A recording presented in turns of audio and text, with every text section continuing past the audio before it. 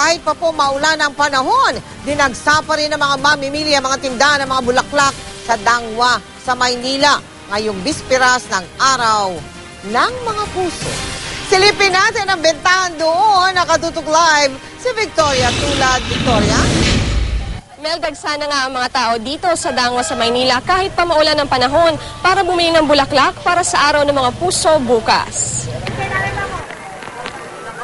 Karamihan sa mga mamimili, mga estudyanteng tulad ni Neil.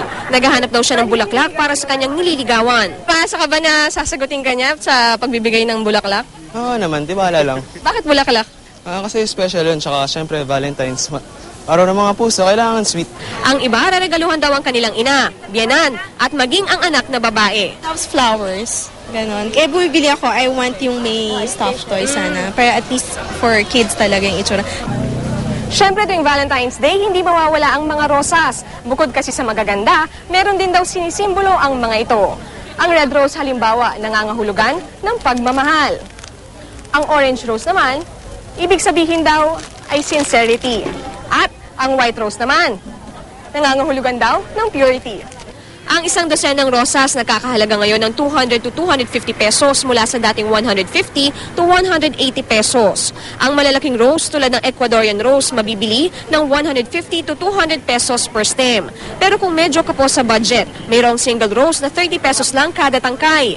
Mabenta rin ang carnation, sunflower at tulips. Para naman sa naghahanap ng mas bonggang pangregalo, maraming mapagpipili ang assorted bouquet na pwede rin bilhin na may kasamang stuffed toy o lobo.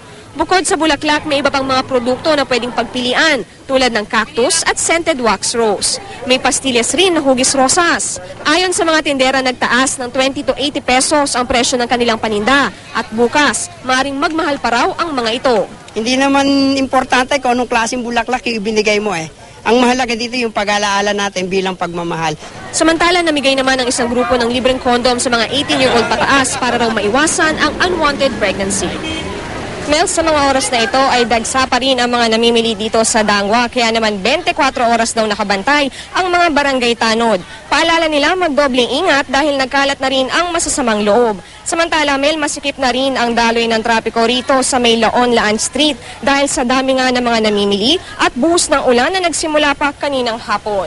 At yan muna ang latest mula rito sa Dangwa sa Maynila. Balik sa'yo, Mel. Happy Valentine, Victoria, at maraming salamat sa iyo, Victoria Tulad.